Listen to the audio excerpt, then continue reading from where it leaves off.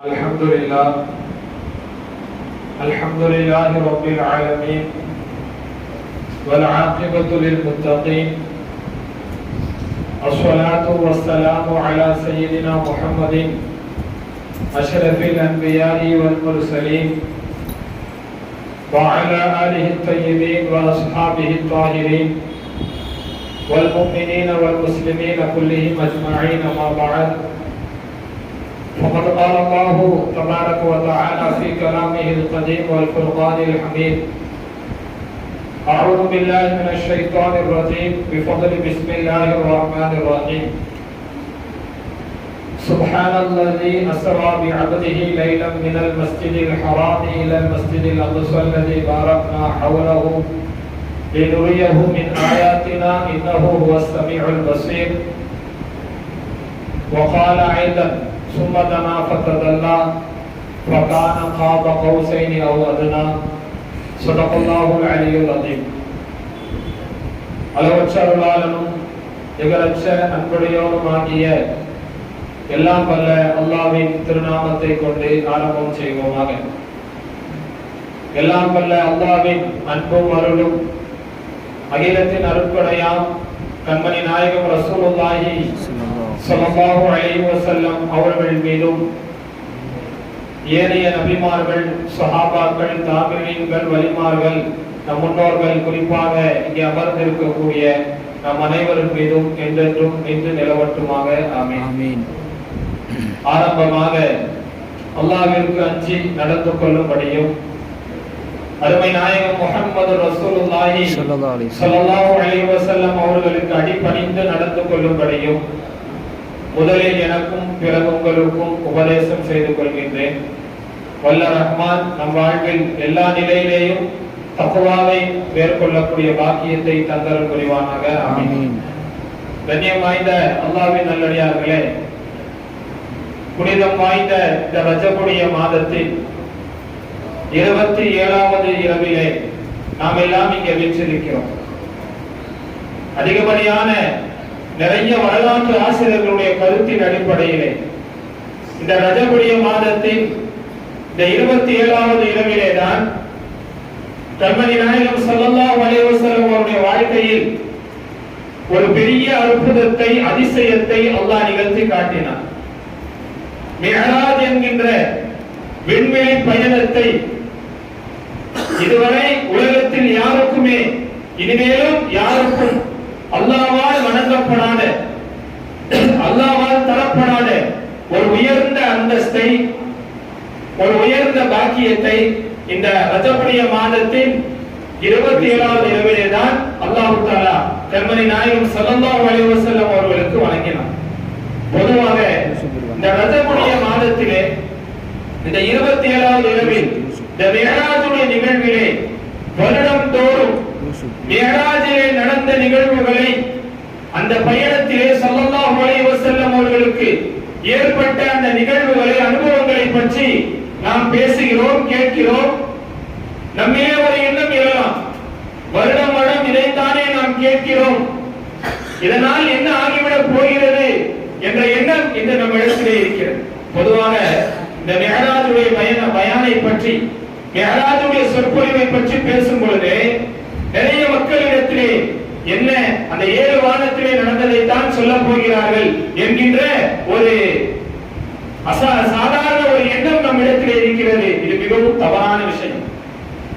கண்ணியத்திற்குரியவர்களே, குர்ஆனிலே அல்லாஹ் தஆலா கண்மணி நாயகம் ஸல்லல்லாஹு அலைஹி வஸல்லம் அவர்களை பார்த்த இடத்திலே சொல்கின்றான்: ஃபக்ஸஸில் கஸஸ லஅல்லஹும் யதஃபக்கரூன்.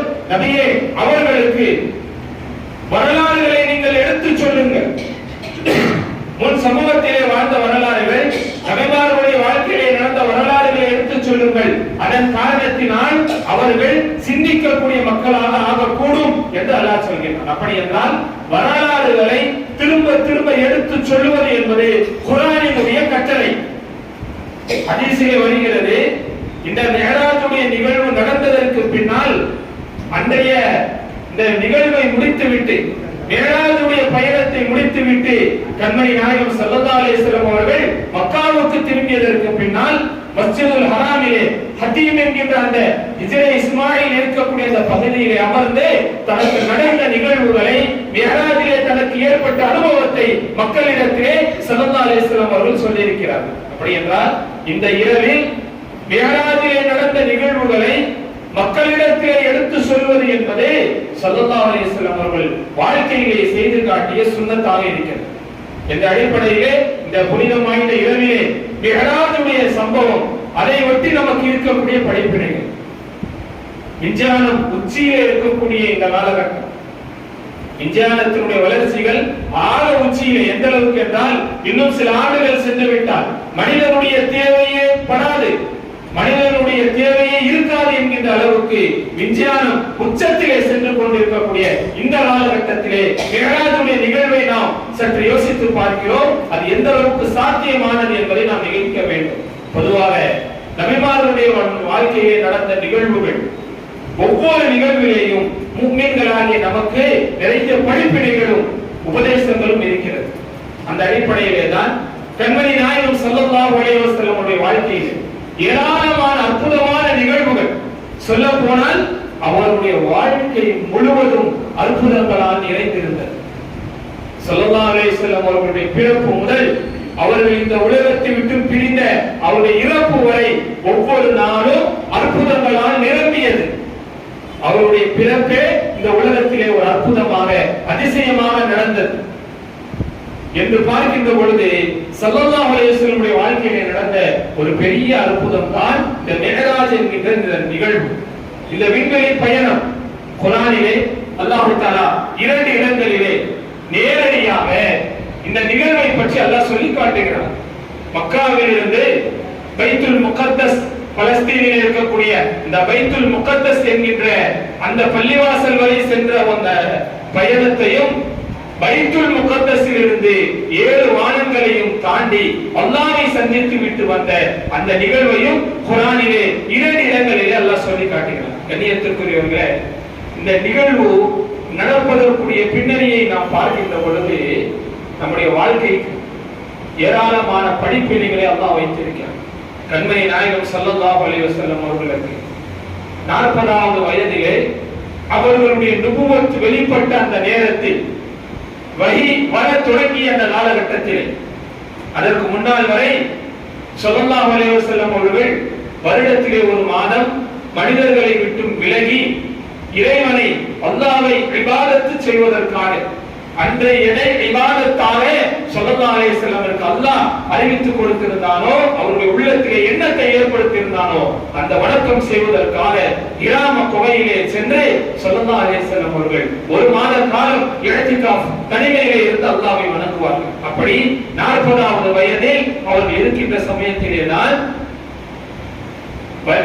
வானவர்களுடைய தலைவர் சையதுனா ஜிப்ரீல் அலைஹிஸ்ஸலாம் அவர்கள் வந்து ஸல்லல்லாஹு அலைஹி வஸல்லம் அவர்களுக்கு வஹியை அறிவிக்கிறார்கள். இக்ரா பிஸ்மி ரப்பிக்கல்லதி ஹலக் என்கின்ற அந்த சூராவினுடைய 5 வசனங்களை ஓதி காட்டிவிட்டு நீங்கள் நபி என்பதை ஸல்லல்லாஹு அலைஹி வஸல்லமிற்கு வெளிப்படுத்தி விட்டு செல்கிறார்கள். அந்த சம்பவத்தை, அந்த நிகழ்வை ஜிப்ரீல் அலைஹிஸ்ஸலாம் அவருடைய தோற்றத்தை பார்த்த ஸல்லல்லாஹு அலைஹி வஸல்லம் அவர்கள் அதன் அதிர்ச்சியில் இருந்து அவர்களால் மீள முடியாமல் தன் அருமை மனைவி அன்னை ஹதீஜத்துல் குப்ரா ரலியல்லாஹு அன்ஹா வந்து தன்னை போற்றுமாறு சொன்ன வரலாறுகள்.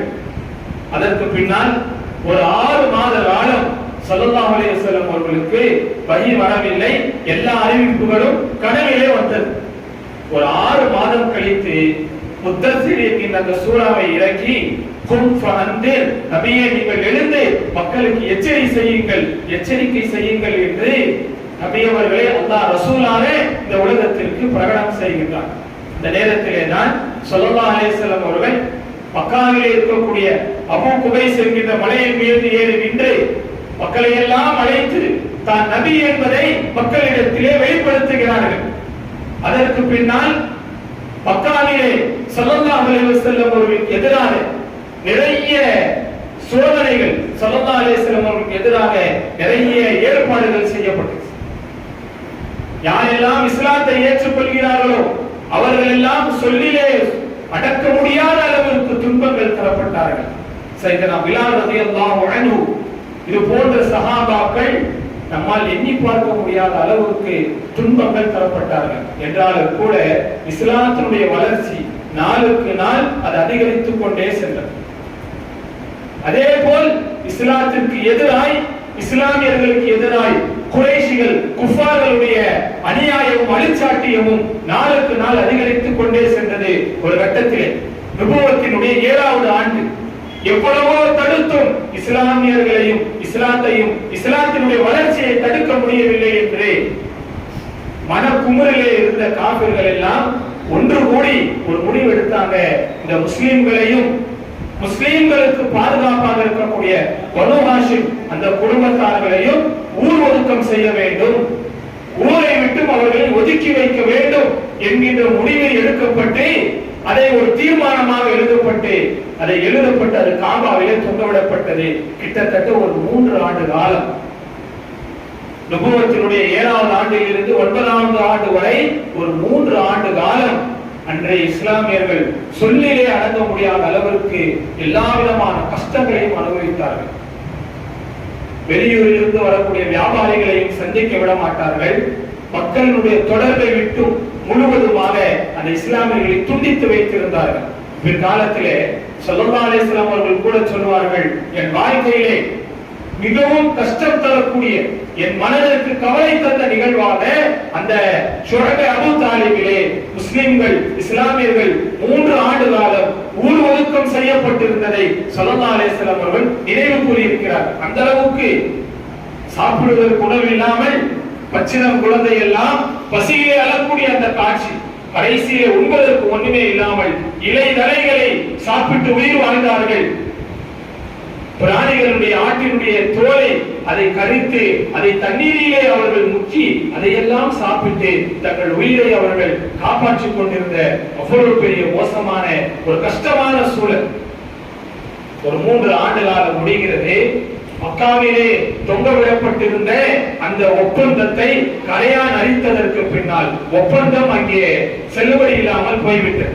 அதற்கு பின்னாலே முஸ்லிம்கள் எல்லாம் மக்காவுக்குள் வருகிறார்கள். ஒரு 3 ஆண்டு காலம் சோதனையை சந்தித்ததற்கு பின்னால் யோசிக்க வேண்டிய விஷயம், ஸல்லல்லாஹு அலைஹி வஸல்லம் உடைய சிறிய தந்தை அபூ தாலிப் அவர்கள் இஸ்லாத்தை ஏற்காவிட்டாலும் கூட, முஸ்லிமாக ஆகாவிட்டாலும் கூட ஸல்லல்லாஹு அலைஹி வஸல்லம் அவர்களுக்கும் இஸ்லாமியர்களுக்கும் பக்க துணையாக பக்க பாதுகாப்பாக இருந்து வந்தார்கள். அதனால்தான் எல்லா மற்ற இஸ்லாமியர்கள் மீது தாக்குதல் நடத்துவதற்கு தைரியம் இருந்த குறைஷிகளுக்கு குஃபார்களுக்கு ஸல்லல்லாஹு அலைஹி வஸல்லம் அவர்களுக்கு அவர்கள் மீது நேரடியாக அவர்களுக்கு கஷ்டமோ துன்பமோ தருவதற்கு அவர்களுக்கு தைரியம் வரவில்லை. காரணம், அவருடைய சிறிய தந்தை அபூ தாலிப் அவர்கள் மக்காவினுடைய தலைவராக இருந்தார்கள். அவர்கள் ஸல்லல்லாஹு அலைஹி வஸல்லமிற்கு பாதுகாப்பு தந்திருந்தார்கள்.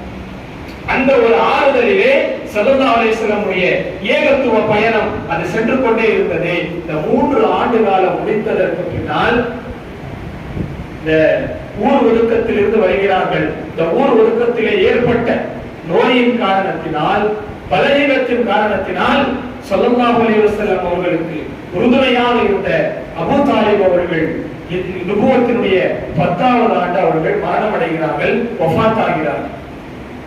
ஸல்லல்லாஹு அலைஹி வஸல்லம் அவர்களுக்கு அபூ தாலிப் அவர்களுடைய மரணம் தாங்கிக் கொள்ள முடியாத அளவிற்கு மனக்கவலையை தந்தது.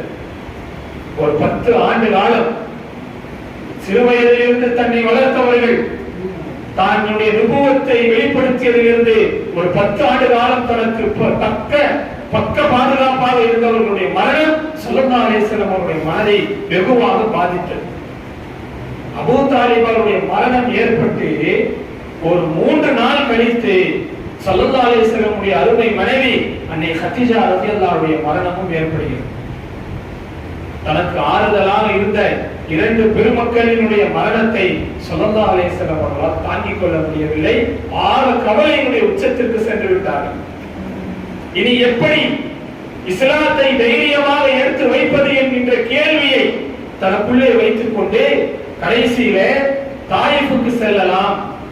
தாயிஃபிலே சென்று அங்கிருக்கக்கூடியவர்கள் இஸ்லாத்தை ஏற்றுக்கொண்டால் அவர்களுடைய பாதுகாப்பிலே நாம் தைரியமாக மக்காவிலே இஸ்லாத்தை பரப்பலாம் என்கின்ற எண்ணத்தில் பொதுவா இந்த தாயிஃப் என்பது நிறைய தோட்டங்கள் நிறைந்த ஒரு பூமி. மக்காவிலே இருக்கக்கூடியவர்கள் நிறைய தோட்டங்களை தாயிஃபிலே வாங்கி வைத்திருந்தார்கள். இன்னும் சொல்ல போனால் தாயிஃப் என்கிற ஊர் ஸல்லல்லாஹு அலைஹி வஸல்லம் அவர்களுக்கு ஒரு விதத்தில் உறவு ரீதியாக சம்பந்தப்பட்ட ஊர். ஸல்லல்லாஹு அலைஹி வஸல்லம் அவர்களுக்கு சிறு வயதிலே பால் ஊட்டிய அவருடைய பால்குடி தாயார் அன்னை ஹலீமத்து ஸஅதியா ரலியல்லாஹு அன்ஹாவினுடைய உறவுகள் இருக்கக்கூடிய ஊர் தாயிஃப். எனவே நம்முடைய சொந்த பந்தங்கள் அங்கே இருக்கிறது. அங்கே சென்றால் நமக்கு ஆறுதல் கிடைக்கும், பாதுகாப்பு கிடைக்கும் என்கின்ற எதிர்பார்ப்பிலே தன்னுடைய வளர்ப்பு மகன் சையதுனா ஸைத் இப்னு ஹாரிஸா ரலியல்லாஹு அன்ஹு அழைத்துக் கொண்டு ஸல்லல்லாஹு அலைஹி வஸல்லம் அவர்கள் மறைமுகமாக தாயிஃபுக்கு செல்கிறார்கள். கிட்டத்தட்ட மக்காவிலிருந்து தாயிஃப் ஒரு 80 கிலோமீட்டர் தூரம் உள்ள ஒரு பகுதி.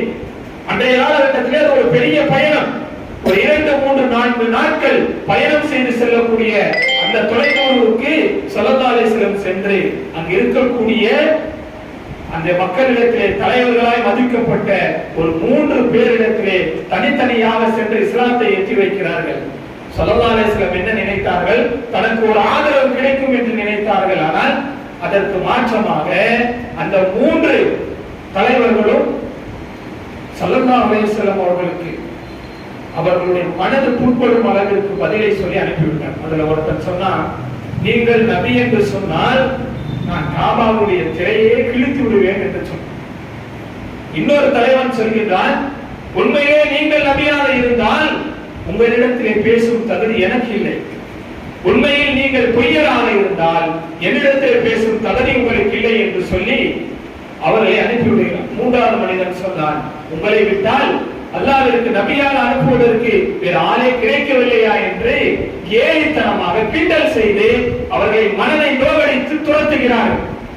சொன்னது மட்டுமல்லாம நீங்க ஊர்ல யாரையும் பார்க்க கூடாது, உங்கள் ஊரிலே நீங்கள் தங்கக்கூடாது என்று சொல்லி சிறுவர்களை எல்லாம் ஏறி ஸல்லல்லாஹு அலைஹி வஸல்லம் அவர்களை கல்லால் அடிக்க செய்தார்கள்.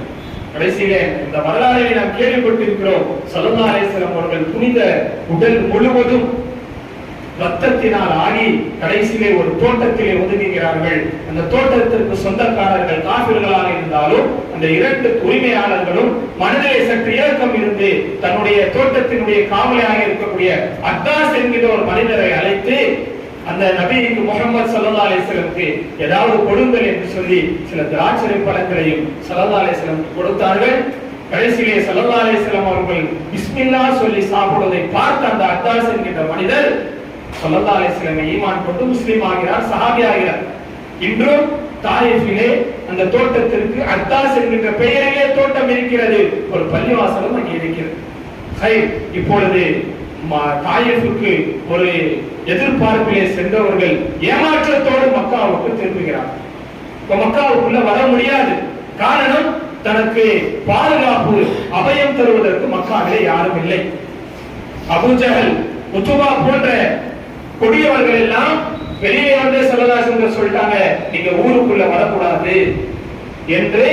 ஸல்லல்லாஹு அலைஹி வஸல்லம் வரை ஊருக்குள் வராமல் தடுத்த நேரத்திலே தான் முத்ஐம் இப்னு அதி என்கின்ற ஒரு காஃபிராக இருந்தாலும் நல்ல மனிதர், இந்த ஒப்பந்தத்தை எதிர்த்தவர், இது போன்ற ஒப்பந்தத்தை போடக்கூடாது என்று ஊர் ஒழுக்கத்தினுடைய ஒப்பந்தத்தை முறிப்பதற்கு எல்லா விதமான ஏற்பாடுகளை செய்த ஒரு நல்ல மனிதர் முத்ஐம் இப்னு அதி என்பவர் வந்து சொன்னாரு, ஸல்லல்லாஹு அலைஹி வஸல்லம் அழைத்துக் கொண்டு வந்து காபாவிலே தவாஃப் செய்துவிட்டு ஹதீனுடைய பகுதியிலே நின்று சொன்னார். முஹம்மது தன்னுடைய பிள்ளைகளை எல்லாம் அழைத்துக் கொண்டு வந்து சொல்கிறார், முஹம்மது ஸல்லல்லாஹு அலைஹி வஸல்லம் நான் அபயம் தந்து விட்டேன், நான் பாதுகாப்பு தந்து விட்டேன், இனிமேல் யாராவது அவருக்கு எதிராக ஏதாவது செய்தால் அவருக்கு எதிராக போர் செய்யும் என்று சொன்னார்.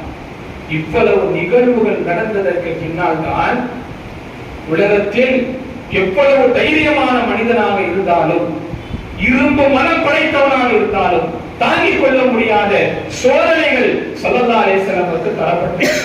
எவ்வளவு பெரிய கொள்கை பிடிப்புள்ள மனிதனாக இருந்தாலும், இவ்வளவு பெரிய கஷ்டங்கள் நெருக்கடிகள் தருகின்ற பொழுது கொள்கையை தூக்கி எறிந்துவிட்டு செல்லக்கூடிய இக்கட்டான சூழலிலே கூட ஸல்லல்லாஹு அலைஹி வஸல்லம் அவர்கள் தான் கொண்ட கொள்கையை உறுதியாக இருந்தார்கள்.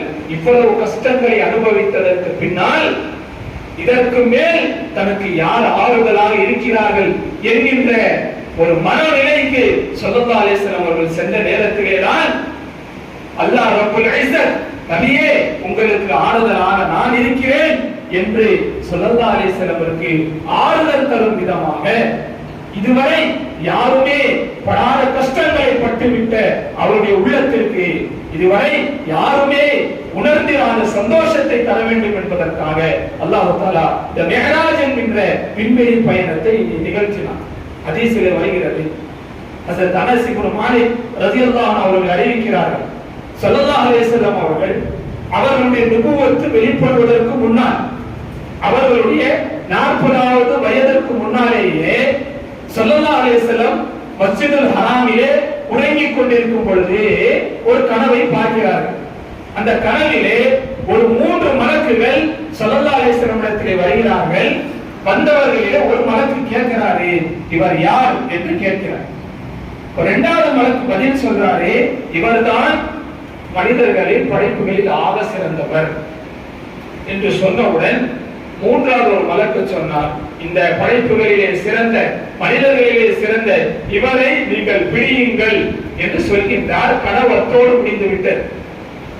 அதற்கு பின்னால் நீண்ட நிறைய நாட்கள் பல ஆண்டுகளுக்கு பின்னால் இந்த நுபுவத்தினுடைய 10வது ஆண்டிலே ஸல்லல்லாஹு அலைஹி வஸல்லம் உடைய 50வது வயதிலே ரஜபுடைய மாதம் இந்த 27வது இரவிலே அல்லாஹ் தஆலா ஸல்லல்லாஹு அலைஹி வஸல்லம் அவர்களை தன்னின் பக்கம் அழைக்கிறான். தன்னுடைய சந்திப்பிற்காக அல்லாஹ் அழைக்கிறான். ஜிப்ரீல் அலைஹிஸ்ஸலாம் அவர்கள் அழைத்து சென்றாலும் கூட குர்ஆன் என்ன சொல்கின்றது? சுப்ஹானல்லதி அஸ்ரா பி அப்தி, அல்லாஹ் பரிசுத்தமானவன், எப்படிப்பட்டவன், தன் அடியாரை ஒரு இரவிலே அழைத்து வந்தானே என்று தான் அழைத்து வந்ததாக அல்லாஹ் தஆலா குர்ஆனிலே சொல்லி காட்டுகிறார். அப்போ ஸல்லல்லாஹு அலைஹி வஸல்லம் ஹதீஸ்களிலே புகாரி, முஸ்லிம், அபூதாவூத், திர்மிதி, இப்னு மாஜா போன்ற ஹதீஸ்களிலே, தபரி போன்ற தஃப்சீர்களிலே மிஹ்ராஜுடைய நிகழ்வு விரிவாக பல்வேறு விதமாக சொல்லப்பட்டிருக்கிறது. சுருக்கமாக சொல்வதாக இருந்தால் நாம் தெரிந்து கொள்ள வேண்டும், மேராஜுடைய நிகழ்வு நாம இன்னைக்கும் எப்படி தெரிஞ்சு வச்சிருக்கிறோம்? மக்காவிலிருந்து இருந்து பைத்துல் முகத்தஸ் போனார்கள், அங்கிருந்தே புராக்கிலே சென்றார்கள் என்ற போன்ற சில எண்ணங்கள் நம்மிடத்தில் இருக்கிறது. முதல்ல இந்த நிகழ்வு எப்படி நடந்தது, நிகழ்வில் என்னென்ன நிகழ்வுகள் என்னென்ன சம்பவங்கள் நடந்தது என்பதை நாம் தெரிந்து கொள்ள வேண்டும். ஹரம் ஷரீஃப்ல ஹஸரத் அலி ரலியல்லாஹுடைய மூத்த சகோதரி அக்கா அபூ தாலிப் அவருடைய மகளார் அன்னை உம்மு ஹானி ரலியல்லாஹு அன்ஹாவுடைய வீடு இருந்துச்சு. ஸல்லல்லாஹு அலைஹி வஸல்லம் அவர்களுக்கு சகோதரி, தன்னுடைய சிறிய தந்தையுடைய மகளார் தன்னுடைய சகோதரி அவருடைய வீட்டிலே அந்த ஹரம் ஷரீஃபினுடைய எல்லையிலே இருந்தது. இந்த அளவும் நாம் அங்கே காபாவுல் ஹரம் ஷரீஃபுக்கு சென்று பார்த்தால் ஸல்லல்லாஹு அலைஹி வஸல்லம் அவர்கள் இந்த மிஅராஜ் பயணத்தை மேற்கொண்ட அந்த தூண், அது அவர்களுடைய அந்த புராக் என்கிற வாகனம் கட்டப்பட்டிருந்த அந்த தூணை ஒரு அடையாளம் போட்டு இந்த அளவு வைத்திருக்கிறார். ஸல்லல்லாஹு அலைஹி வஸல்லம் அவர்கள் சொல்கிறார்கள், ஸல்லல்லாஹு அலைஹி வஸல்லம் உம்மு ஹானி ரலியல்லாஹு வீட்டிலே தூங்கி இருக்கும் பொழுது வீட்டினுடைய கூரையை பித்துக் கொண்டு 2 மலக்குமார்கள் உள்ளே இறங்குகிறார்கள். இறங்கியவர்கள் தூங்கிக் கொண்டிருந்த ஸல்லல்லாஹு அலைஹி வஸல்லம் எழுப்பிக் கொண்டு காபாவுக்கு பக்கத்தில் இருக்கக்கூடிய ஹத்தீம் என்கின்ற அந்த பகுதியில் வளைவாக இருக்கக்கூடிய திண்ணை போன்ற வளைவாக இருக்கக்கூடிய ஹத்தீம் என்கின்ற பகுதியிலே கொண்டு வந்து சிறிது நேரம் ஸல்லல்லாஹு அலைஹி வஸல்லம் தூங்க வச்சார். தூங்கி முடித்ததற்கு பின்னால் ஸல்லல்லாஹு அலைஹி வஸல்லம் அவர்களை எழுப்பி மிஅராஜுடைய பயணத்தை மேற்கொள்ள வேண்டும் என்பதற்காக ஹதீஸிலே வருகிறது, ஸல்லல்லாஹு அலைஹி வஸல்லம் இதயத்தை பிளந்தார்கள்.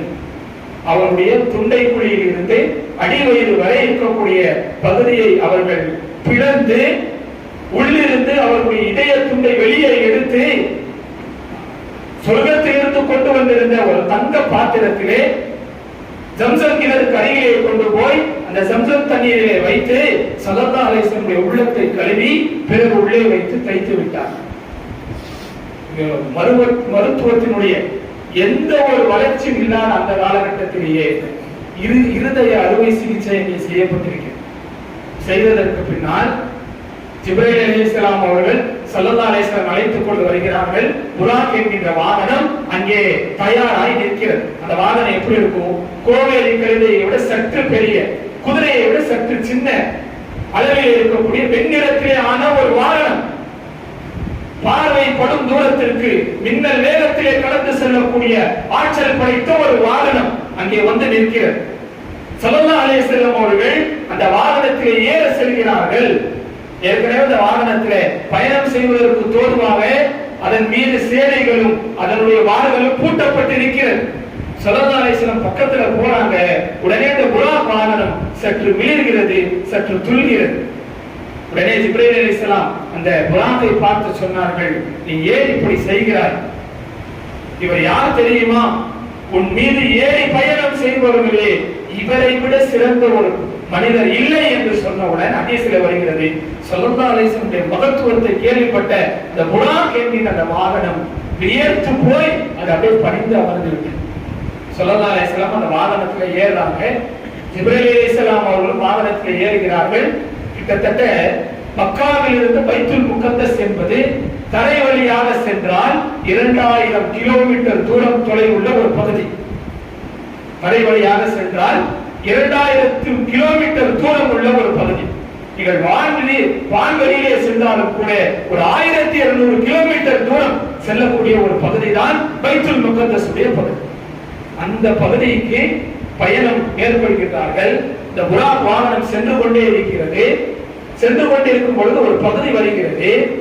இப்ப ஜிப்ரீல் அலைஹிஸ்ஸலாம் சொன்னார்கள், யா ரசூலல்லாஹ், நீங்கள் இங்கே இறங்கி ஒரு 2 ரக்காத் தொழுங்கள். ஸல்லல்லாஹு அலைஹி வஸல்லம் சொன்னார்கள், நாங்கள் ஒரு பேரித்த மரங்கள் நிறைந்த ஒரு பூமியை அடைந்த பொழுது ஜிப்ரீல் அலைஹிஸ்ஸலாம் இங்கே இறங்கி தொழச் சொன்னார்கள். 2 ரக்காத்கள் தொழுதுவிட்டு திரும்பவும் பயணம் கிளம்புகின்ற நேரத்திலே ஜிப்ரீல் அலைஹிஸ்ஸலாம் கேட்டார்கள், அத்தத்ரி ஐன ஸல்லைத, நபியே நாயகமே, நீங்கள் தொழுதீர்களே அது எந்த இடம் என்று உங்களுக்கு தெரியுமா?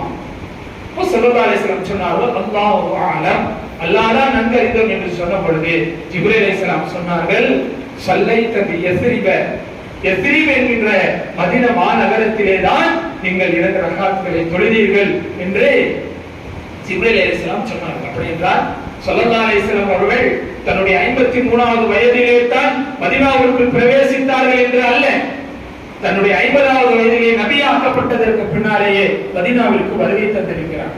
அதற்கு பின்னால் மீண்டும் பயணம் தொடர்கிறது. போயிட்டே இருந்தாங்க. இன்னும் ஒரு இடம் வந்துச்சு. அந்த இடம் வந்த உடனே ஜிப்ரீல் அலைஹிஸ்ஸலாம் சொன்னார்கள், இங்கே இறங்கி நீங்கள் 2 ரக்காத்துகள் தொழுங்கள். ஸல்லல்லாஹு அலைஹி வஸல்லம் இறங்கி தொழுதார்கள். மீண்டும் பயணம் கிளம்புகிறது. அப்போ ஜிப்ரீல் அலைஹிஸ்ஸலாம் கேட்டார்கள், இது எந்த இடம் தெரியுமா? ஸல்லல்லாஹு அலைஹி வஸல்லம் அதே பதிலை சொன்னவுடன் ஜிப்ரீல் அலைஹிஸ்ஸலாம் சொன்னார்கள், இதுதான் மதியன் என்கிற ஊர்.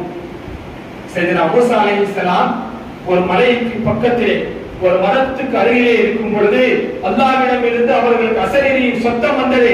குர்ஆன் சொல்கின்றது அந்த இடம் என்று ஜிப்ரீல் அலைஹிஸ்ஸலாம் சொன்னார். மீண்டும் பயணம் கிளம்புகிறது. இன்னொரு இடம் வந்தவுடன் ஜிப்ரீல் அலைஹிஸ்ஸலாம் அங்கேயும் இறங்கி 2 ரக்காத்துகளை தொழச் சொன்னார். ஸல்லல்லாஹு அலைஹி வஸல்லம் 2 ரக்காத்துகளை தொழுதுவிட்டு மீண்டும் பயணம் கிளம்பிய பொழுது அதே கேள்வி, அதே பதில். கடைசியிலே ஜிப்ரீல் அலைஹிஸ்ஸலாம் சொன்னார்கள், இதுதான் சையதுனா ஈசா அலைஹிஸ்ஸலாம் அவர்கள் பிறந்த பைத்துல் லஹம் என்று, பெத்லஹம் என்று சொல்லப்படக்கூடிய பைத்துல் லஹம் என்கின்ற அந்த பூமி என்று சொன்னார். போயிட்டே இருக்கும் பொழுது சில அற்புதமான நிகழ்வுகள் ஸல்லல்லாஹு அலைஹி வஸல்லம் அவர்கள் வாழ்க்கையிலே நடக்கும். பயணத்தை மேற்கொண்டு வான் ரீதியாக சென்று கொண்டிருக்கும் பொழுது ஒரு இடத்தை ஸல்லல்லாஹு அலைஹி வஸல்லம் கடந்து செல்கின்றார்கள். ஒரு நல்ல நறுமணம் மிக்க ஒரு வாசனை, அருமையான ஒரு நறுமணம் ஸல்லல்லாஹு அலைஹி வஸல்லம் அவர்களுக்கு வீசுகிறது. ஸல்லல்லாஹு அலைஹி வஸல்லம் ஜிப்ரீல் அலைஹிஸ்ஸலாம் இடத்துல கேட்டார்கள், இது என்ன நறுமணம், இது எங்கிருந்து வருகிறது கேட்ட உடனே ஜிப்ரீல் அலைஹிஸ்ஸலாம் சொன்னார்கள், இது ஃபிரௌனுடைய மாளிகையிலே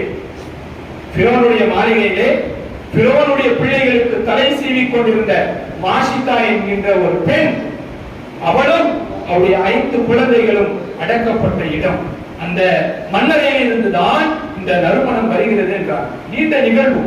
ஒரு முறை பொதுவாக ஃபிரௌனுடைய பிள்ளைகளுக்கு தலைவாரி கூடக்கூடிய ஒரு பணியை ஒரு பெண் செய்து வந்தார். ஃபிரௌனுடைய மாளிகையிலே வேலை செய்தாலும் ஃபிரௌனை ஏற்றுக்கொள்ளாமல் அல்லாஹ்வையும் மூஸா அலைஹிஸ்ஸலாம் ஈமான் கொண்ட அந்த பெண் ஒரு நாள் ஃபிரௌனுடைய மகளுக்கு தலைவாரி கொண்டிருக்கும் பொழுது கை தவறி சீப்பு கீழே விழுகின்ற பொழுது பிஸ்மில்லாஹ் என்று சொல்லி எடுத்து விட்டால். இதை கேட்ட ஃபிரௌனுடைய மகள் நீ என்ன என் தந்தையினுடைய பெயரை விட்டுவிட்டு பழக்கமில்லாத ஒரு பெயரை சொல்கிறாயே என்று பிரோனிடத்திலே மாட்டி கொடுத்து கடைசியிலே அவர்கள் இஸ்லாத்தை ஏற்றுக்கொண்ட காரணத்தினால் அவருடைய கண்ணுக்கு முன்னால் அவர் ஈட்டெடுத்த 5 பிள்ளைகள் ஒவ்வொரு பிள்ளைகளாய் கொதிக்கும் எண்ணெயிலே போட்டு ஷஹீதாக்கப்பட்டார். கடைசியில பச்சிளம் குழந்தை கை குழந்தை ஒன்று இருந்துச்சு. அந்த குழந்தையை அந்த எண்ணெயிலே போட செல்கின்ற பொழுது தாயினுடைய உள்ளத்திலே ஒரு சின்ன தயக்கம் வருகிறது. தாய் பாசம் சற்று தயங்கிய நேரத்திலே அந்த குழந்தை பேசியதாக தஃசீர்களிலே வருகிறது. தன் தாயை பார்த்து சொல்கின்றது, யா உம்மி இஸ்பிரி ஃபைன்னகி அமின அன்தல் ஹக், நீங்கள் பொறுமையாக இருங்கள், சத்தியத்திலே இருக்கிறீர்கள் என்று சொன்னவுடன் அந்த குழந்தையும் ஷஹீதாகிறது. கடைசியில் அந்த அம்மா சொல்லிச்சு ஃபிரௌன்ட்ட, எனக்கு ஒரே ஒரு ஆசை, நீ என்னுடைய 5 பிள்ளைகளையும் ஷஹீதாக்கி விட்டாய், என்னையும் நீ ஷஹீதாக்க போகிறாய், எங்கள் 5 பேர் என்னோடு சேர்த்து 6 பேரையும் ஒரே இடத்தில் அடக்கம் செய்ய வேண்டும் என்று அவள் கேட்டுக்கொண்டார். ஃபிரௌனும் அடக்கம் செய்தான். ஜிப்ரீல் அலைஹிஸ்ஸலாம் சொன்னார்கள், அந்த மன்னரையிலே இருந்துதான் உங்களுக்கு நறுமணம் வருகிறது. இந்த குழந்தை பேசிய வரலாறுகள் நாம் யோசிக்கிறோம். இன்று நவீன காலகட்டத்தில் விஞ்ஞானங்கள் வளர்ச்சியாகிவிட்ட இந்த காலகட்டத்திலே ஏஐ போன்ற தொழில்நுட்பத்திலே குழந்தைகள் பேசுவது போன்ற காணொளிகளை நாம் பார்க்கின்றோமே, இதுவெல்லாம் சாத்தியம் என்பதை இன்றைய வரலாறுகள் நவீன விஞ்ஞானம் நமக்கு சொல்லி காட்டுகிறது. அதற்கு பிறகு போராட ஸல்லல்லாஹு அலைஹி வஸல்லம் பாதைக்கு ரொம்ப தள்ளி தூரத்தில் ஒரு கிழவி, தன்னை அலங்கரித்துக் கொண்டு ஒரு கிழவி நிற்கிறாள். ஸல்லல்லாஹு அலைஹி வஸல்லம் அது யாருன்னு கேட்டாங்க. ஜிப்ரீல் அலைஹிஸ்ஸலாம் சொன்னார்கள், நீங்கள் எதுவும் பேசாதீர்கள், சென்று கொண்டே இருங்கள் என்றார். அப்படியே கொஞ்ச தூரம் போறாங்க. அதே மாதிரி அவர்கள் செல்லக்கூடிய பாதையை விட்டும் தூரத்திலே ஒரு மனிதன் நின்று கொண்டு ஹலும்ம யா முஹம்மத், முஹம்மது அவர்களை இங்கே வாருங்கள் என்று அழைக்கிறார். அப்பொழுதும் ஜிப்ரீல் அலைஹிஸ்ஸலாம் சொன்னார்கள், நீங்கள் அவனுக்கு பதில் சொல்லாதீர்கள், நீங்கள் சென்று கொண்டே இருங்கள் என்றார். அப்படி பயணம் இதெல்லாம் மக்காவிலிருந்து பைத்துல் முகத்தஸிற்கு சென்று கொண்டிருக்கக்கூடிய நேரத்தில் அப்பொழுது அந்த பயணத்தினுடைய கடைசியிலே சில நபிமார்கள் ஸல்லல்லாஹு அலைஹி வஸல்லம் சலாம் சொன்னார். அஸ்ஸலாமு அலைக்க யா அவ்வலு, அஸ்ஸலாமு அலைக்க யா ஆகிரு, அஸ்ஸலாமு அலைக்க யா ஹாஷிரு என்று ஒவ்வொரு நபியாக சலாம் சொன்னார்கள். ஜிப்ரீல் அலைஹிஸ்ஸலாம் சொன்னார்கள், அவருடைய சலாமுக்கு பதில் சொல்லுங்கள் என்றார். ஸல்லல்லாஹு அலைஹி வஸல்லம் பதில் சொல்லிட்டான். அந்த நேரத்திலே தான் இந்த பயணத்திலே ஸல்லல்லாஹு அலைஹி வஸல்லம் அவர்களுக்கு 3 கோப்பைகள் தரப்பட்டது. கவனிக்க வேண்டிய விஷயம், ஒரு கோப்பையிலே பால், ஒரு கோப்பையிலே மது, ஒரு கோப்பையிலே தண்ணீர், 3ஐயும் ஸல்லல்லாஹு அலைஹி வஸல்லம் தரப்பட்டது. ஸல்லல்லாஹு அலைஹி வஸல்லம் அவர்கள் பாலை தேர்ந்தெடுத்தார். பாலை வாங்கி குடிச்சாங்க. அப்ப ஜிப்ரீல் அலைஹிஸ்ஸலாம் சொன்னார்கள், யா ரசூலல்லாஹ், நீங்கள் ஃபித்ரத் என்கின்ற இயற்கை சுபாவத்தை தேர்ந்தெடுத்தீர்கள். நீங்கள் ஒரு கால் தண்ணீரை தேர்ந்தெடுத்திருந்தால் உங்கள் சமூகம் தண்ணீரிலே மூழ்கி போயிருக்கும். மதுவை தேர்ந்தெடுத்திருந்தால் அவர்கள் அநியாயத்திலே மலிச்சாட்டிலே மூழ்கி போயிருப்பார்கள். நீங்கள் பாலை தேர்ந்தெடுத்த காரணத்தினால் உங்கள் சமுதாயமும் நேர்வழியிலே இருக்கும் என்று சொன்னார். இந்த பயணத்திலே ஸல்லல்லாஹு அலைஹி வஸல்லம் பல முறை இந்த மாதிரி பால் தரப்பட்டிருக்கு. எல்லா நேரத்திலும் ஸல்லல்லாஹு பாலை தான் தேர்ந்தெடுத்தார். என்ன ஒரு தனித்தன்மை என்றால், மற்ற குடிப்பானத்திற்கு இல்லாத ஒரு தனித்தன்மை பாலுக்கு. எல்லா வயதினர்களும் அதை குடிக்கலாம். பிறந்த குழந்தை முதல் வயது முதிர்ந்த கிழவன் வரை பாலை குடிக்கலாம். மற்ற பானங்களை எல்லோராலும் குடிக்க முடியாது. தேன் இருக்கிறது, பிறந்த குழந்தைக்கு தர முடியாது. ஆனால் பாலை எல்லோரும் குடிக்கலாம், எல்லா தேசத்திலேயும் குடிக்கலாம், எல்லா கால சூழலிலேயும், எல்லா விதமான சீதோசன நிலையிலேயும் பாலை குடிக்கலாம். இங்கே ஸல்லல்லாஹு அலைஹி வஸல்லம் என்ன சொல்ல வருகிறார்கள்? இந்த இஸ்லாமிய மார்க்கம் உலகத்தில் இருக்கக்கூடிய எல்லோருக்கும் பொதுவான மார்க்கம். எல்லோராலும் இஸ்லாத்தை பின்பற்ற முடியும் என்பதை தங்கள் செயல் மூலமாக ஸல்லல்லாஹு அலைஹி வஸல்லம் கடைசியிலே இந்த பயணம் முடிந்துவிட்டு இப்ப இந்த பயணத்திலே நடந்ததனுடைய விளக்கத்தை ஸல்லல்லாஹு அலைஹி வஸல்லம் சொல்கிறார்கள். அந்த கிழவி வேறு யாரும் அல்ல, அவள்தான் இந்த துனியா. அவள்தான் இந்த துனியா. உலகம் அந்த கிழவி எப்படி சாவதற்கு மரணிப்பதற்கு நாட்கள் குறைவாக இருக்கிறதோ அதே போன்றுதான் உங்களுடைய உம்மத்திற்கும் கியாமத் வருவதற்கு நாட்கள் மிக குறைவாக இருக்கிறது என்பதை அவள் உணர்த்துகிறாள். இரண்டாவதாக ஒரு மனிதன் உங்களை அழைத்தானே, அவன்தான் இப்லீஸ். அவனுடைய கட்டளைக்கு சொல்லுக்கு நீங்கள் அடிப்படைய வேண்டும் என்று நான் அழைத்தான். ஒரு கால் அவனுக்கு நீங்கள் பதில் தந்திருந்தால் உங்கள் உம்மத்தும் அவனுக்கு பதில் தந்திருப்பார்கள். என்று சொல்லிவிட்டு கடைசியில் உங்களுக்கு சலாம் சொன்னார்களே அவர்கள் தான் சையதுனா இப்ராஹிம் அலைஹிஸ்ஸலாம், சையதுனா மூசா அலைஹிஸ்ஸலாம், சையதுனா ஈசா அலைஹிஸ்ஸலாம் என்று சொன்னார். ஸல்லல்லாஹு அலைஹி வஸல்லம் பைத்துல் முகத்தஸை நெருங்கி விட்டார்கள். ஸல்லல்லாஹு அலைஹி வஸல்லம் சொல்றாங்க, பைத்துல் முகத்தஸை நெருங்கி அந்த சமயத்திலே ஒரு செம்மண் குமியல் சேர்ந்த ஒரு இடத்திலே மூசா அலைஹிஸ்ஸலாமுடைய மன்னரை கபர் இருக்கிறது. மூசா அலைஹிஸ்ஸலாம் தன்னுடைய கபரிலே தொழுகிக் கொண்டிருப்பதை நான் பார்த்தேன் என்றார். யோசிக்கணும், அங்கேயே மூசா அலைஹிஸ்ஸலாமை பார்த்தார்கள், கபரிலேயும் பார்க்கிறார்கள். அடுத்து ஸல்லல்லாஹு அலைஹி வஸல்லம் பைத்துல் முகத்தஸுக்கு வந்தாங்க. நபிமார்களுடைய வாகனம் கட்டப்பட்டிருக்கிற இடத்தில் தன்னுடைய வாகனத்தை புறாக்கை கட்டி போட்டுவிட்டு பைத்துல் முகத்தஸிற்குள் செல்ல போகிறார். அந்த நேரத்திலேயும் ஜிப்ரீல் அலைஹிஸ்ஸலாம் 2 கோப்பைகளை தந்தார்கள். ஒரு கோப்பையிலே பால், ஒரு கோப்பையிலே மது. அப்பொழுதும் ஸல்லல்லாஹு அலைஹி வஸல்லம் பாலை தான் தேர்ந்தெடுத்தார். உள்ளே போறாங்க. உள்ளே சென்றால் 1,24,000 நபிமார்கள் பள்ளியிலே இருக்கிறார். ஸல்லல்லாஹு அலைஹி வஸல்லம் சொல்கிறார்கள், நபிமார்களுடைய காலடி தடம் படித்த அந்த இடத்திலே நான் காலடிகளை வைத்துக் கொண்டு சென்றேன் என்றார். நபிமார்களை அடிக்கு அடியாய் பின்பற்ற வேண்டும் என்பதை ஸல்லல்லாஹு அலைஹி வஸல்லம் மக்கள் சொல்லித்தார். உள்ளே போனவர்கள் ஸல்லல்லாஹு அலைஹி வஸல்லம் சொல்றாங்க, பல நபிமார்களை பார்த்து இப்ராஹிம் அலைஹிஸ்ஸலாம் தொழுது கொண்டிருக்கிறார்கள், ஈசா அலைஹிஸ்ஸலாம் தொழுது கொண்டிருக்கிறார்கள், மூசா அலைஹிஸ்ஸலாம் பள்ளிக்குள்ளே வந்தால் தொழ வேண்டிய 2 ரக்காத் தஹியத்துல் மஸ்ஜிதை நபிமார்கள் தொழுது கொண்டிருக்கிறார்கள். அப்போ ஒவ்வொரு நபிமாருடைய தோற்றத்தையும் சொன்னாங்க. சையதுனா ஈசா அலைஹிஸ்ஸலாம் உருவ தோற்றத்தில் சையதுனா உருவத்தி இப்னு மஸ்ஊத் ஸகஃபி ரலியல்லாஹு அன்ஹு தோற்றாக இருந்தார்கள். நீங்கள் உருவாவை பார்த்தால் ஈசா அலைஹிஸ்ஸலாமை பார்க்க தேவையில்லை என்கிற அளவுக்கு உருவ ஒற்றுமை இருவருக்கும் ஒன்றாக இருந்தது சொன்னாங்க. கடைசியிலே இப்ராஹிம் அலைஹிஸ்ஸலாமுடைய உருவ தோற்றம் உங்களுடைய தோழரான எனக்கு ஒத்து போய் இருந்தது என்று சொன்னார். கடைசியிலே உள்ளே செல்கிறார்கள். உள்ளே சென்று 2 ரகாத்துகள் தஹஜ்ஜுடைய தொழுகையை எல்லா நபிமார்களுக்கும் ஸல்லல்லாஹு அலைஹி வஸல்லம் தொழ வச்சார். அங்குதான் எல்லா நபிமார்களுக்கும் இமாமுல் அம்பியாவாக ஸல்லல்லாஹு அலைஹி வஸல்லம் மாறினார். திரும்பவும் தொழுது விட்டு ஸல்லல்லாஹு அலைஹி வஸல்லம் சொல்றாங்க, எனக்கு ஒரு கடுமையான தாகம் ஏற்பட்டது, அதுவரை அது போன்ற ஒரு தாகத்தை நான் உணர்ந்தது இல்லை என்று சொல்லும் பொழுது அந்த நேரத்திலே தான் எனக்கு பாலும் தேனும் தரப்பட்டுச்சு. இதற்கு முன்னால் வரை பாலை தேர்ந்தெடுத்தவர்கள் பாலும் தேனும் தரப்பட்டவுடன் இரண்டையும் எப்படி எதை தேர்ந்தெடுப்பது என்று தெரியாமல் இருக்கிறார்கள். இரண்டையும் சமமாக பார்த்தாங்க. அந்த நேரத்தில் அல்லாஹ் பாலை தேர்ந்தெடுக்குமாறு ஸல்லல்லாஹு அலைஹி வஸல்லம் உள்ளத்திலே போடுகிறார். பொதுவா அந்த பால் இருக்கு பாருங்க, நம்ம எவ்வளவு வேணா குடிக்கலாம், திகட்டாது. ஆனால் தேன் என்பது ஒரு குறிப்பிட்ட அளவுக்கு மேல் சாப்பிட்டால் திகட்டிவிடும். உலகத்திலேயும் சில மதங்கள் சில மார்க்கம் அப்படிதான் தேனை போல இருக்கும், ஆனால் ஒரு கட்டத்திற்கு மேல் சென்று விட்டால் திகட்டி விடும். இஸ்லாம் அப்படி அல்ல. கடைசியில ஸல்லல்லாஹு அலைஹி வஸல்லம் பள்ளிக்கு வெளியே வருகிறார்கள். வந்தவுடனும் ஜிப்ரீல் அலைஹிஸ்ஸலாம் பாலையும் மதுவையும் தருகிறார்கள். பாலை குடித்துவிட்டு மக்காவிலிருந்து பைத்துல் முகத்தஸ் வரை ஸல்லல்லாஹு அலைஹி வஸல்லம் புராக் என்ற வாகனத்தில் வந்தாங்க. புராக்கை அங்கேயே கட்டி போட்டுவிட்டு பைத்துல் முகத்தஸில் இருந்து முதலாவது வானம் வரை ஒளியினால் ஆன ஒரு ஏரியிலே ஸல்லல்லாஹு அலைஹி வஸல்லம் பயணித்தார். இன்றைய எக்ஸிலேட்டர் போன்ற ஒரு ஒளியால் ஆன ஒரு ஏரியிலே பயணம் செய்து முதல் வானத்துக்கு செல்ல. யோசிக்கணும், முதல் வானம் அப்படின்னா நாம பார்க்கக்கூடிய இந்த வானம் அல்ல. இந்த சூரியனை மையமாக வைத்து 9 கோள்கள் சுற்றுகிறதே, இந்த சூரிய குடும்பத்தையும் தாண்டி ஒரு வானம் இருக்கிறது, அதுதான் முதல் வானம். அந்த வானத்திற்கு பல கதவுகள் இருக்கிறது. இதை நாம் நம்ப வேண்டும். வானத்திற்கு பல கதவுகள் இருக்கிறது. அதிலே பெரிய கதவு என்னவென்றால் வாமல் மேராஜ் என்று சொல்லப்படக்கூடிய ஸல்லல்லாஹு அலைஹி வஸல்லம் எந்த வானத்தின் வழியாக மேலே சென்றார்களோ அந்த வாசல் தான். அது சிரியாவிலே பைத்துல் முகத்தஸுக்கு நேராக இருக்கிறது. அந்த வானத்தில் இருந்துதான், அந்த கதவில் இருந்துதான் கியாமத்திலே சையதுனா இஸ்ராஃபீல் அலைஹிஸ்ஸலாம் அவர்கள் சூரை ஊதுவார்கள். சிரியாவிலே தான் எல்லா மக்களும் ஒன்று சேர்க்கப்படுவார்கள். இந்த மாஷர் மைதானம் என்பது சிரியாவை ஒட்டி தான் இருக்கு.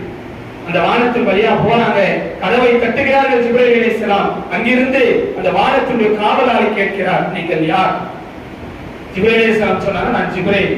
ஒருவரை யாராவது வந்திருக்கிறார்களா? முஹம்மத் ஸல்லல்லாஹு அலைஹி வஸல்லம் வந்திருக்கிறார். அவர்கள் இங்கே அழைத்து வரப்பட்டு அழைப்பு தரப்பட்டார்களா? ஆம் என்று சொன்னவுடன் கதவு திறக்கப்படுகிறது. அந்த வானவர் ஸல்லல்லாஹு அலைஹி வஸல்லம் வரவேற்கிறார். இப்படியே 7 வானத்திற்கும் நடக்குது. ஒவ்வொரு வானத்திலேயும் ஒவ்வொரு நபிமார்களை பார்க்கிறோம். முதல் வானத்திலே சையதுனா ஆதம் அலைஹிஸ்ஸலாமை பார்க்கிறார்கள். ஆதம் அலைஹிஸ்ஸலாம் ஸல்லல்லாஹு அலைஹி வஸல்லம் அவர்களை அன்பு மகனே, அவர்கள் மர்ஹபம் இப்னி சாலிஹ், அன்பு மகனே உனக்கு நல்வரவு உண்டாகட்டும் என்று அதை வரவேற்றார்கள். இப்படியே இரண்டாவது வானத்துக்கு போறாங்க. இரண்டாவது வானத்தில் இரண்டு நபிமார், சையதுனா யஹ்யா அலைஹிஸ்ஸலாம், சையதுனா ஈசா அலைஹிஸ்ஸலாம், இரண்டு நபிமார்கள் அங்கே இருக்கிறார்கள். யோசிக்கிறோம், மற்ற வானத்தில் ஒரே நபி, இந்த வானத்தில் மட்டும் ஏன் இரண்டு நபிமார்கள் என்றால், நம்முடைய அஹ்லுஸ் சுன்னத் வல் ஜமாஅத்துடைய ஆழமான கொள்கையை நாம் யோசிக்க வேண்டும். கியாமத்துடைய நெருக்கத்திலே ஈசா அலைஹிஸ்ஸலாம் உலகத்திற்கு வந்து விடுவார். அவர்கள் உலகத்திற்கு வந்துவிட்டால் அந்த வானம் காலியாகி, பூமியில் மட்டுமல்ல வானலோகத்திலேயும் அல்லாஹ்வுடைய நேசர் இல்லாத ஒரு பகுதி இருப்பதை இறைவன் விரும்புவதில்லை. அதனால்தான் அந்த வானத்திலே இரண்டு நபிமார்கள் கியாமத்து நெருக்கத்தில் ஈசா அலைஹிஸ்ஸலாம் வந்து விட்டாலும் சையதுனா யஹ்யா அலைஹிஸ்ஸலாம் அங்கே இருப்பார். மூன்றாவது வானத்திலே செல்கிறார்கள் சையதுனா யூசுப் அலைஹிஸ்ஸலாம். ஸல்லல்லாஹு அலைஹி வஸல்லம் அவருடைய அழகை வர்ணித்து சொன்னார். நாலாவது முதல் வானம் வரை ஸல்லல்லாஹு அலைஹி வஸல்லம் ஒளியிலான அந்த ஏரியிலே சென்றவர்கள் முதலாவது வானத்திலிருந்து ஏழாவது வானம் வரை மலக்குமாருடைய இறக்கையின் மீது அமர்ந்து பயணம் செய்தார். மூன்றாவது வானத்திலே யூசுப் அலைஹிஸ்ஸலாமை பார்க்கிறார்கள். நாலாவது வானத்திலே சையதுனா இத்ரீஸ் அலைஹிஸ்ஸலாம், ஐந்தாவது வானத்திலே சையதுனா ஹாரூன் அலைஹிஸ்ஸலாம், ஆறாவது வானத்திலே சையதுனா மூசா அலைஹிஸ்ஸலாமை பார்த்து ஏழாவது வானத்திலே சையதுனா இப்ராஹிம் அலைஹிஸ்ஸலாமை பார்த்தார். இப்ராஹிம் அலைஹிஸ்ஸலாம் அவர்கள் பைத்துல் மஅமூர் என்கின்ற மலக்குமாருடைய பள்ளிவாசலுடைய செவிட்டிலே தன் முதுகை சாய்த்துக் கொண்டு அமர்ந்திருக்கிறார். அப்போ இப்ராஹிம் அலைஹிஸ்ஸலாம் ஸல்லல்லாஹு அலைஹி வஸல்லம் அவர்களை வரவேற்று சொன்னாங்க, உம்மத்துக்கு நீங்க போனீங்கன்னா உம்மத்துக்கு சலாம சொல்லுங்க. சலாம சொல்லிட்டு, இந்த சொர்க்கம் என்பது நறுமணமான பூமி தான், ஆனால் இது காலியா இருக்கு, எந்த மரம் கொடி செடிகளும் இல்லாமல் பொட்டல் பூமியாக இருக்கிறது. உங்கள் உம்மத்திடத்திலே சொல்லி இந்த பொட்டல் பூமியிலே மரங்களை நடச் சொல்லுங்கள். சுப்ஹானல்லாஹ், அல்ஹம்துலில்லாஹ், லா இலாஹ இல்லல்லாஹ், அல்லாஹ் அக்பர் தான் அந்த மரம் நடுதல் என்று இப்ராஹிம் அலைஹிஸ்ஸலாம் சொன்னார். அதனால தான் தொழுகையில் இப்ராஹிம் அலைஹிஸ்ஸலாம் நமக்கு சலாம் சொன்ன காரணத்தினால் தான் தொழுகையிலே எந்த நபிக்கும் நாம் சலாம் சொல்வதில்லை, இப்ராஹிம் அலைஹிஸ்ஸலாமுக்கு சலாம் சொல்கிறோம். கமா ஸல்லைத அலா இப்ராஹிம் என்று சலாம் சொல்கிறோமே, அவர்கள் சொன்ன சலாமுக்கு பதில் கடைசியிலே ஏழாவது வானம் வந்துருச்சு. ஸல்லல்லாஹு அலைஹி வஸல்லம் அதுவரை மலக்குகளுடைய இறக்கையிலே பயணம் செய்தவர்கள் கடைசியிலே அங்கிருந்து ஜிப்ரீல் அலைஹிஸ்ஸலாமுடைய இறக்கையிலே பயணம் செய்து சித்ரத்துல் முன்தஹாங்கிற ஒரு இடம், இலந்தை மரம் இருக்கக்கூடிய ஒரு இடம், அந்த இடம்தான் உலகத்தின் எல்லா படைப்புகளுடைய எல்லை. அதை தாண்டி அதுவரை யாரும் சென்றது கிடையாது. எந்த நபியோ எந்த மலக்கோ எந்த வானவரோ அதை தாண்டி சென்றது கிடையாது. அந்த இடம் வந்துருச்சு. ஜிப்ரீல் அலைஹிஸ்ஸலாம் சொன்னார்கள், இனிமேல் நான் உங்களோடு வர முடியாது, இதற்கு மேல் ஒரு அடியை நான் எடுத்து வைத்தாலும் கூட அல்லாஹ்வின் பேரொளியால் நான் எரிந்து சாம்பலாகி விடுவேன், இதற்கு மேல் நீங்கள் தனியாக செல்ல வேண்டும் என்று சொன்னார். ஜிப்ரீல் அலைஹிஸ்ஸலாம் எப்படிப்பட்டவர்கள்? 600 ரெக்கைகளை கொண்டவர்கள். தி குவத்தின் இந்ததில் அரிசில் மக்கீன், சாதாரண ஒரு மலக்கு அல்ல, ஆற்றல் படைத்த அந்த மலக்கும் கூட ஒரு அடிக்கு மேல் செல்ல முடியாது என்கின்ற நிலை வருகின்ற பொழுது அல்லாஹ் தஆலா கண்மணி நாயகம் ஸல்லல்லாஹு அலைஹி வஸல்லம் மட்டும்தான் அந்த பாக்கியத்தை தந்தார். கடைசியிலே ரஃப் என்கின்ற ஒரு கம்பளி போர்வையிலே தன் ரப்பை ஸல்லல்லாஹு அலைஹி வஸல்லம் எந்த அளவுக்கு கான காப கௌசைனி அவதுனா, பில்லினுடைய இரண்டு ஓரங்கள் எவ்வளவு தூரம் இருக்குமோ அதை விட நெருக்கமாக அல்லாஹ்வும் ரசூலும் சந்தித்துக் கொண்டார்கள். ஸல்லல்லாஹு அலைஹி வஸல்லம் அவர்கள் தன் கண்களால் அல்லாஹ்வை பார்த்தார்கள். அல்லாஹ் தஆலாவிடத்திலே நேரடியாய் பேசினார்கள். இதுதான் ஸல்லல்லாஹு அலைஹி வஸல்லமுக்கு அல்லாஹ் தந்த ஒரு பெரிய அற்புதம், ஒரு பெரிய பாக்கியம்.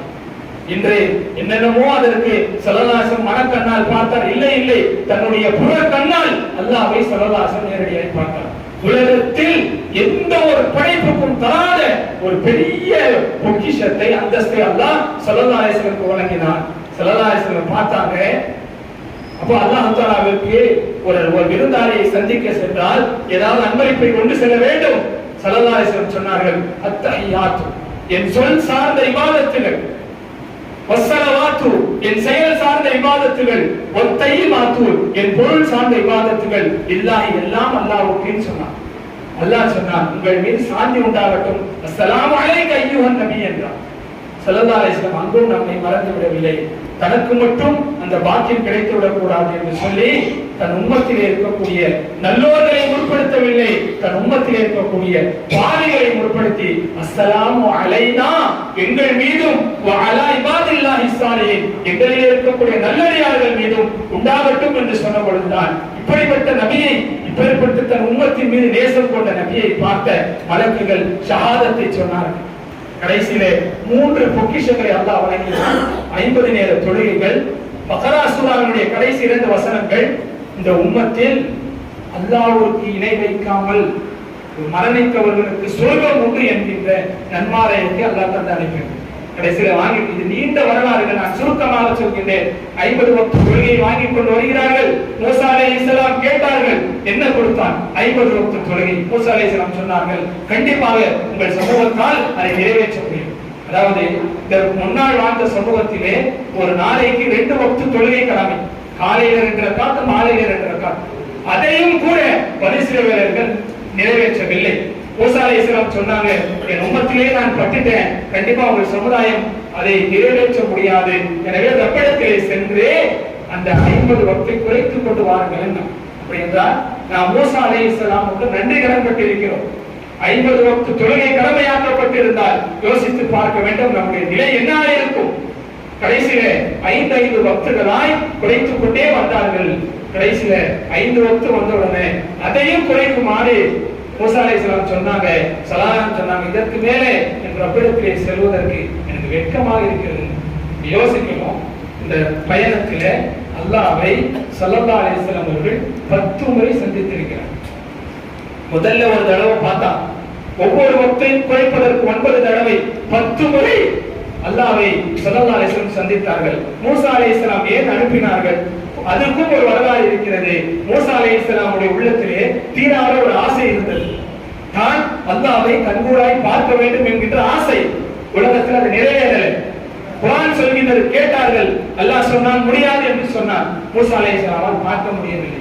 மூசா அலைஹிஸ்ஸலாம் என்ன ஏக்கம், நம்மால் அல்லாஹ்வை தான் நேரடியாக பார்க்க முடியவில்லை, அல்லாஹ்வை பார்த்த இந்த நபியையாவது நாம் திரும்ப பார்க்க வேண்டும். காரணம், ஸல்லல்லாஹு அலைஹி வஸல்லம் அவர்கள் அல்லாஹ்வை பார்த்து விட்டு வருகின்ற பொழுது அந்த அல்லாஹ்வினுடைய பேரொளி, தஜல்லியினுடைய வெளிப்பாடு ரசூலுடைய புனித உடலிலே வெளிப்பட்டது.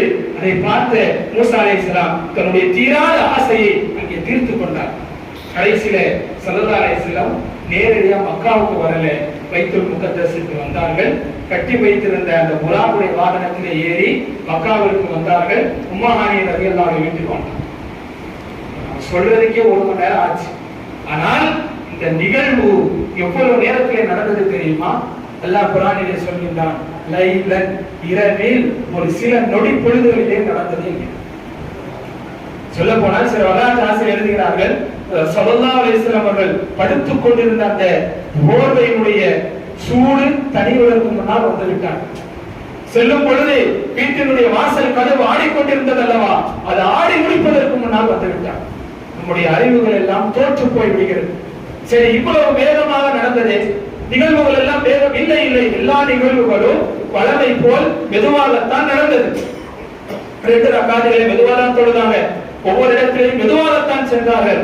இருந்தாலும் அல்லாஹ் தஆலா காலங்களை படைத்தவன், ரசூலுக்காக கால ஓட்டத்தையே நிறுத்தி வைத்து விட்டார்.